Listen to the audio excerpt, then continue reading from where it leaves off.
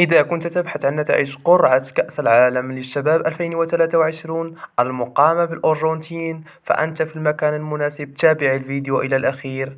إذا كنت أول مرة تشاهد القناة فلا تنسى الاشتراك وضغط زر الجرس ليصلك كل جديد، ولا تنسى الصلاة على رسول الله. وعيدكم مبارك سعيد. تستضيف دولة الأرجنتين كأس العالم للشباب 2023 من الفترة الممتدة من 20 مايو إلى 11 يونيو 2023. نتائج القرعة هي كالتالي: المجموعة الأولى تتضمن كل من المنتخب الأرجنتيني، منتخب أوزبكستان، منتخب غواتيمالا، والمنتخب النيوزيلندي. وتضم المجموعة الثانية كل من منتخب أمريكا، منتخب الإكوادور، منتخب سلوفاكيا، ومنتخب السيشل. وتضم المجموعة الثالثة كل من المنتخب السنغالي، منتخب اليابان، منتخب إسرائيل، ومنتخب كولومبيا. وتضم المجموعة الرابعة كل من منتخب إيطاليا، البرازيل، نيجيريا، ومنتخب دومينيكان. أما بالنسبة للمجموعة الخامسة تضم كل من الأوروغواي، العراق، وإنجلترا، والمنتخب التونسي. وتضم المجموعة السادسة كل من المنتخب الفرنسي، ومنتخب كوريا، ومنتخب غامبيا،